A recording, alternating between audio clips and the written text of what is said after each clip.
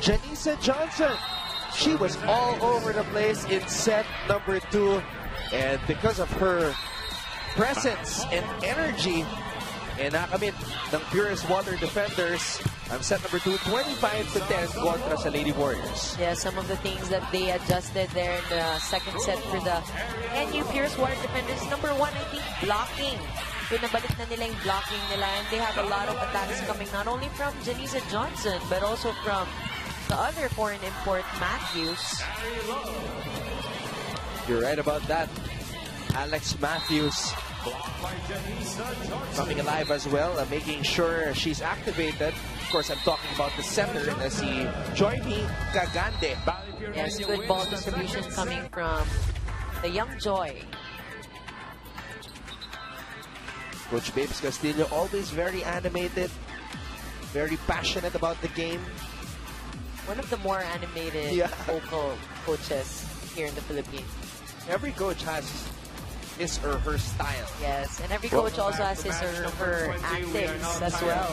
So what was your style as a coach? I don't know. I'm not so sure. Whatever it was, it worked because you guys won. Yes, that was all them. That was a team effort, a lot of team effort. I wish I could see those clips on YouTube. Maybe I'll look them up.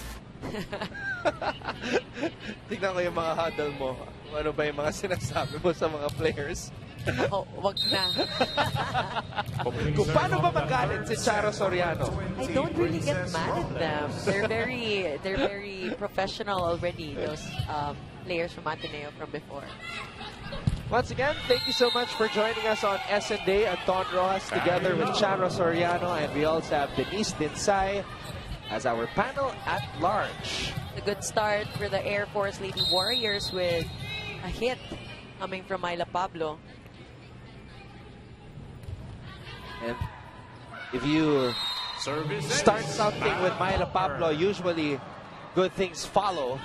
Like that service ace coming from Maddie Palmer. So let's get back to our tweets here from everybody watching. From Mark, he says, grabe pala si Solomon at si Nisperos. Mga high school pa lang, nakikipagsabayan na sa mga ate. At wina-welcome na rin niya sila sa UAAP. Excited na para sa season 81. Cassandra Galvez, hirit niya, Myla Pablo still the best. Yep, she's our finals MVP in last year's Reinforced Conference. And from Gigi De Luna, good luck mga ate, bring home the bacon, supporting NU Balipure all the way from Marinduque. Hello mga taga Marinduque. Naalala ko yung Boriones Festival sa Marinduque. Yes, we've been meaning to go there, PVR. Hopefully we'll have a leg there this year. Yan. Naalala ko sa Marinduque yung mga blue na starfish. Sa Poktoy Beach ba yun? Is that it? I can't remember what beach, but I used to see a lot of blue starfish on the ocean floor. Johnson, meanwhile, getting a hit. Temperatura popping it up. Semana. Here's Pablo. Doria gets it in the air. Johnson. Temperatura keeping it alive. Palmer mula sa back row. Ma'am Palmer. You can really see the defense of the Air Force Lady Warriors hindi bumibigay. Even Semana is scrambling. And we've been talking about Palmer giving points to her team. Talagang I think this can be her breakout game talaga. Yeah. Let's check out how many points she has later on when the statistics come to us. But right now, Johnson, pantay sarado na si Johnson dito sa simula ng set na ito. Nakaabang si Palamata at saka si Love.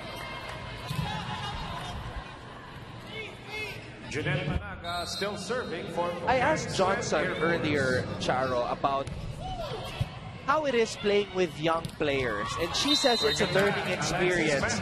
Dahil kahit hindi masyadong maganda yung set, she's learning to adjust how to hit. So that's good for her also. She's improving her performance as well. All right, let's go back to Denise Dinsay.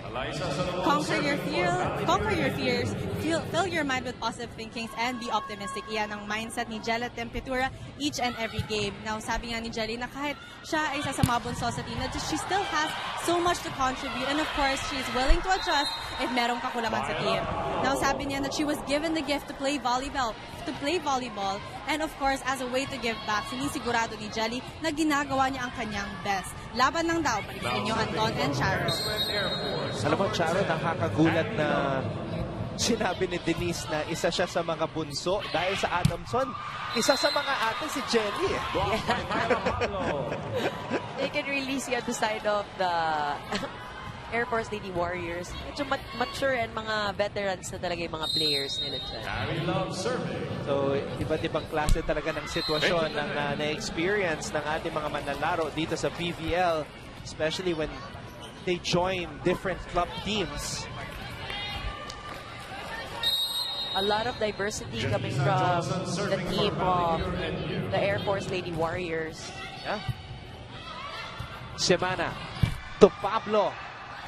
That's great defense there by Matthews. But as I say that, Pablo adjusts, hitting it over Cagante, and she scores.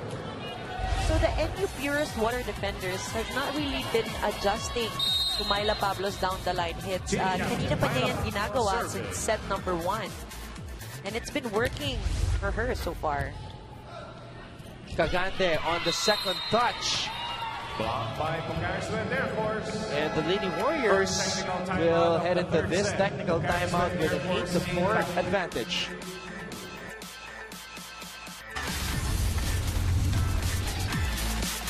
Let's go back to last Wednesday at the Phil Oil Flying V Center kung saan nagharap ang koponan ni Amanda Villanueva, ang Perla Spikers, at syempre ang koponan ni Jennifer Nierva. Yes, and in that game, Anton, the Purest Water defenders was dominating the game with 66 spikes as opposed to only 51 for the Perla Spikers. In terms of blocks, ganun din. Mas mataas ang blocks ni Purest Water defenders. And of course, their service aces. So all the scoring skills na sweep ng NU Purest Water defenders. Kaya naman, papabilib tayo sa pinapakita ng Purest Water defenders despite their youth.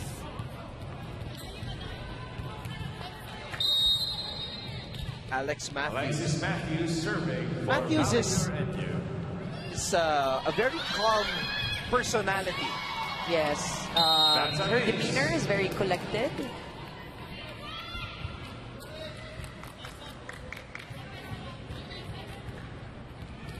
Focus na focus itong si Alexis Matthews.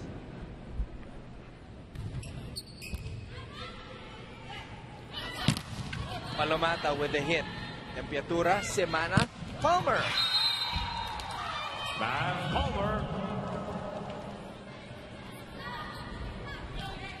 Maddie Palmer above the blockers of the Purest Water defenders. Nakita mo talaga yung reach ni Maddie Palmer in that hit. Gagante to Robles. Palomata was there. Palmer again. And Palmer changing it up. Wise move. 3-point goes to Pocari-AirForce. Palmer giving her team good momentum here. Set number 3. And she was the key to their victory in the first set. That goes out. Again, Anton, another service error. So if you were the coach, what would you do in practice? That's something also na gustong-gusto siguro mong makita yung reaction ng coach after every service error. Semana to Panaga, but Panaga wanted the set to be tossed higher. Our score, The set was a little bit low there for Jeanette Panaga. Still serving is team captain, Joymi Cagante. Gande. Service too powerful for Joymi. Lady Warriors now up by 3. Semana goes to the service line. Wendy and Simana serving. Oh, Solomon. Ball bouncing back to her head. And Robles gets roofed. You know, that play happened to another Eliza earlier. Yeah, but her ball scored a point. Yeah, I know. Overhead, touched the net, crawled to the other side. And you can see it on the Twitter account of ABS-CBN Sports. Eliza Balipure scoring off of her head. And everybody was cheering. Timeout, Balipure and you. Our score, Balipure. All right, Coach Babes calls the timeout. Air Force 13. Kukuha nun, alright?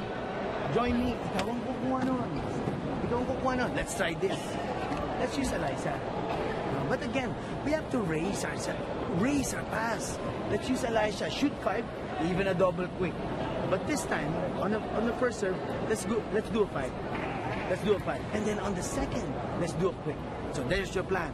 But we gotta raise our pass, alright? Gotta raise our pass. We have to be first on 17. Let's get 17. Alright, let's go. National Youth. Let's go. Oh!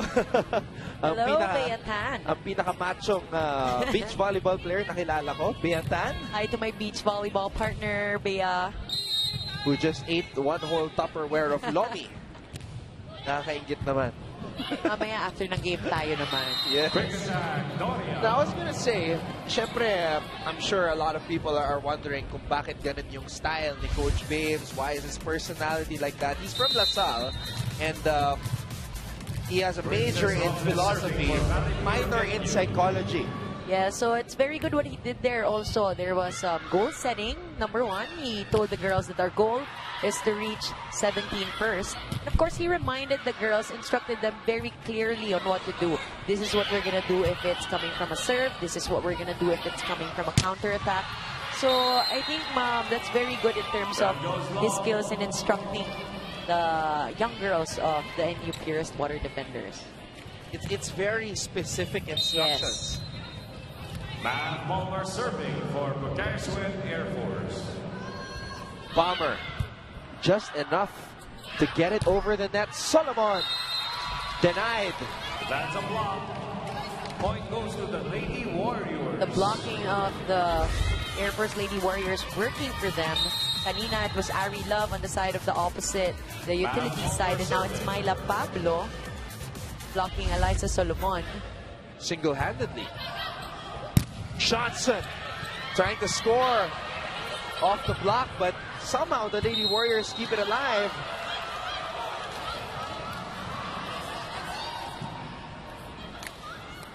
Air Force Lady Warriors contesting the call for line judge. Point goes to Balipure and you.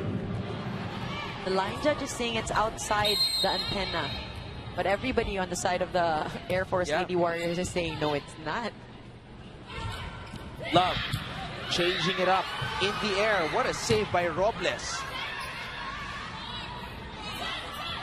Ari Love, Doria, Cagante, pinalik kay Johnson. Janisa Johnson. Good off-speed shot coming from Janisa Johnson, seeing the two blockers and then putting it right behind them.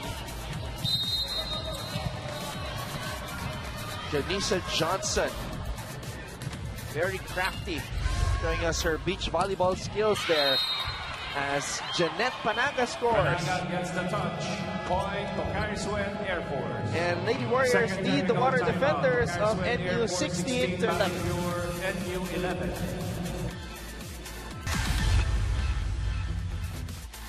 Aww, how cute. Shout out to KKD for inspiring the young girls of NU.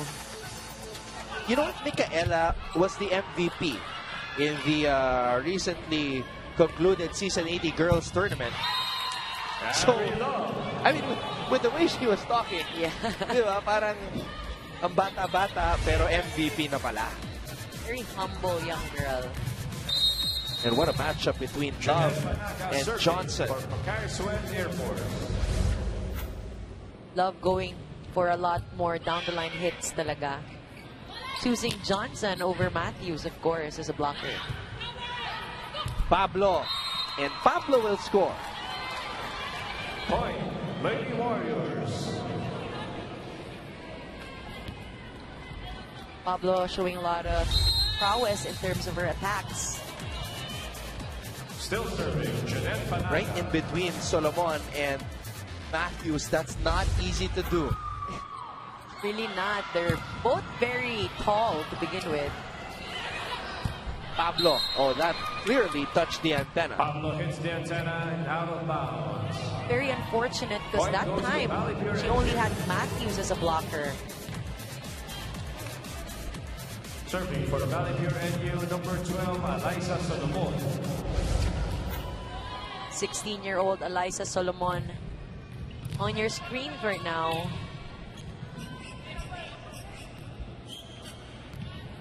Still has a long way to go before she advances to the collegiate ranks. Kaka Rookie of the Year lang niya. So NU girls, Johnson sending it back. Kanina, ginawa niya yung regalo with her left hand.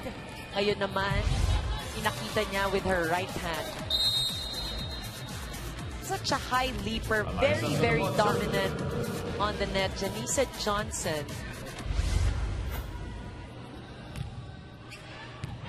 That goes out. Solomon, too strong on that serve.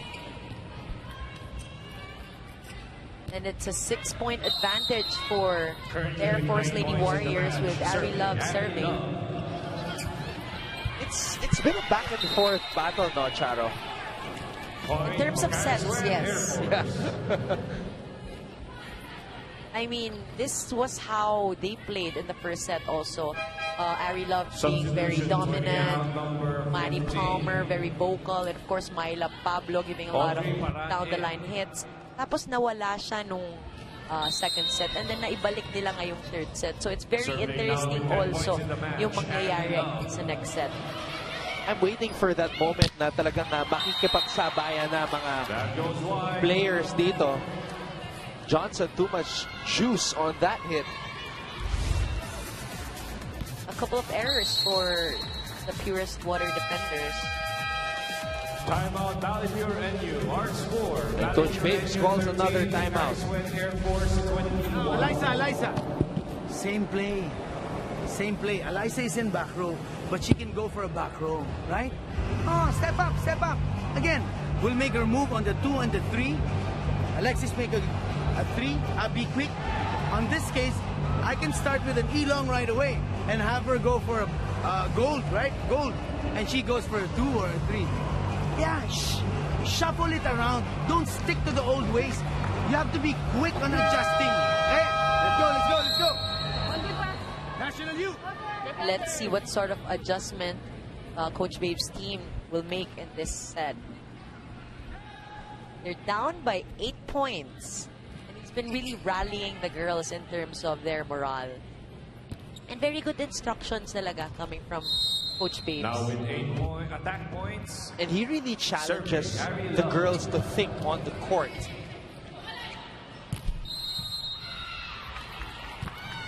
And the legal back row hit. Eliza Solomon stepping on the line. Pocari-AirForce. And a violation was called.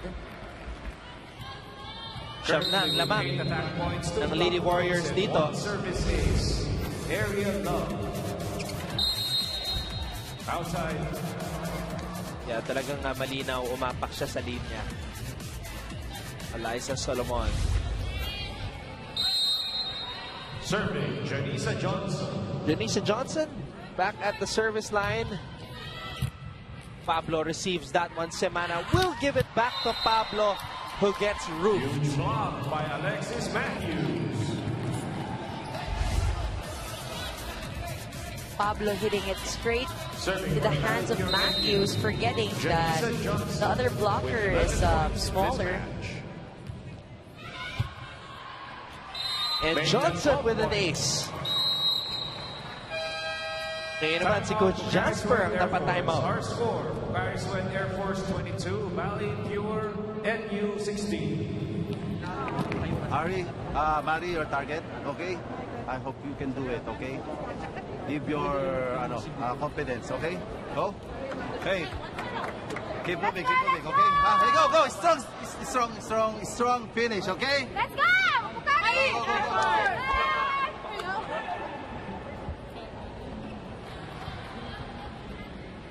Well, that timeout was really just to make sure na hindi nila pakakawalan itong set na ito, as we see Mr. Hill Cortez, of course, from the Balipure water defenders. Yes, Coach Jasper trying to break the momentum also of the Balipure NU purest water defenders. Wow, they were able to send it back to the Lady Warriors side. Love That goes too strong on that hit. Balipure NU.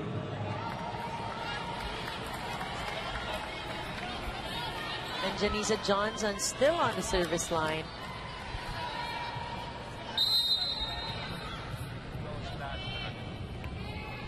Janisa Johnson. Good serve coming from Janisa. She gets it in the air. Solomon, single block by Del Palomata. Very timely for Del.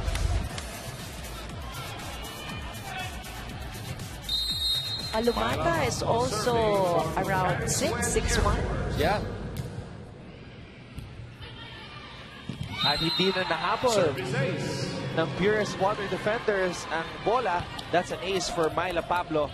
Currently the leading scorer of this match, Jennifer Pablo, Nierva. with 14 points. Very versatile player also. Used to be best server for the girls. Make that 15 points. As Myla Pablo gets that ace. Two service aces coming from Myla Pablo, and that ends the third set, 25-17. So balik ang lamang sa Air Force Lady Warriors. We will be back for set number 4. Inyo pong napapanood ang PVL Season 2 Reinforced Conference dito lang sa SNA.